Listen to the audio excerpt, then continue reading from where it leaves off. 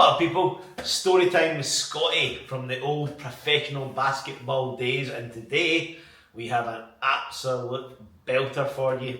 So, during the season, it's very normal that a team will cut players, it will bring players in if they're missing that kind of thing that they need, and my team was no different now.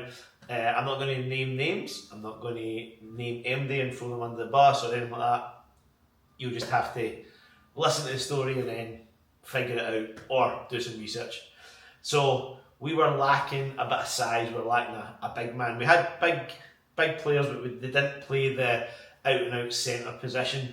So we brought in a guy from the Netherlands. Now this guy was massive.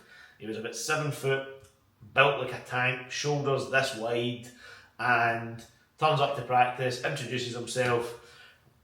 We get practicing and he is dunking everything, he's setting hard picks, he's playing super hard defence, he's running the lanes, he's doing everything that we need. And all the boys in the team are looking at each other going, this could be it, this could be good, this could be the thing that we need to, get over the hump and get a little bit further in the playoffs, maybe even win the league. So as practice goes, he doesn't drop off, his fitness levels are up there. He is dunking everything, and he's dunking on people, he's bullying people, and it's looking good, and everybody's excited to have him here. So practice wraps up, we all have a wee chat with each other, and ask him what he's up to the rest of the day, what he's got to do, if he's signing, and he's like, yeah, I'm really hoping to sign, I'm going to the office right now to do some paperwork, and then I'll hopefully see you guys later on. So we're like, yes. So we all go back to our apartments and we're all just chilling, having some food, playing some PlayStation, relaxing, and all of a sudden we get a knock at the door and it's the big man, and he is in tears, and he comes in to the apartment, and I cannot underestimate how big he is. He is massive, and massive shoulders, massive muscles.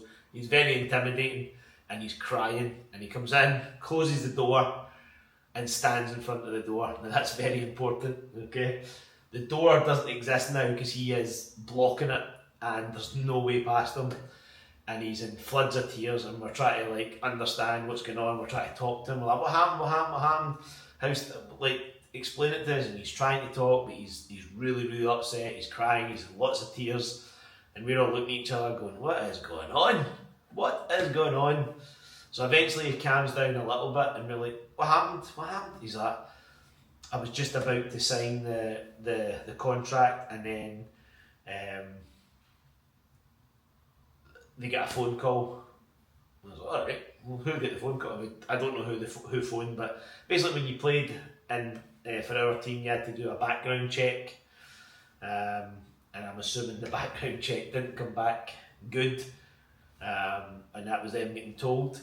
So anyway, he's in tears, and I'm like, what's up with that? He's like, no, I've got to pack my bags and go, I've got a flight in 3 hours, I have to leave right now. And we're like, what is going on? He was like exactly what we needed, and everybody thought he was signing, and now he's been told that he's got a flight in 3 hours and he's just to go. So he's quite upset, but remember, he's still in front of the door, so we cannot leave the apartment. And eventually, we go, what happened? He's like, a couple of years ago I made a bit of a mistake. And we're like, okay, what happened? And he's like, I got involved in some drugs, and I stabbed somebody. And as soon as he says that, we're like, okay. And I was like, alright, and we're trying to be like, not look like we're intimidated. He's like, yeah, I got involved with the wrong people. I was, my house was getting used for drugs, and I stabbed somebody. It was an accident though. I'm like, alright, cool. What happened? He's like, I get put in jail for a couple of years. That's why I've not played. And we're like, okay. Bear in mind, he's very emotional, he's in floods of tears.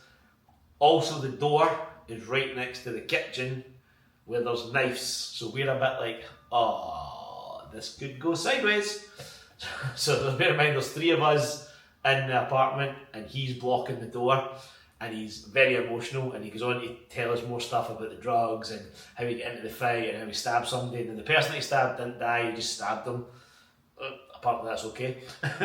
But we are shitting ourselves because he's not for moving, and you can see him getting a wee bit angrier as he's like, I made a mistake, I paid for my mistakes, why can't I get back into basketball, why can't I get back going?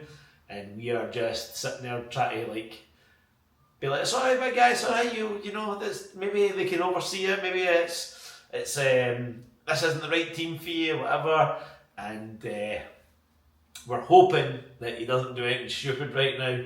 So we're all sitting there, and he's getting more and more upset, because he keeps going over, he's like, this is outrageous, I can't believe it was a mistake, blah blah blah.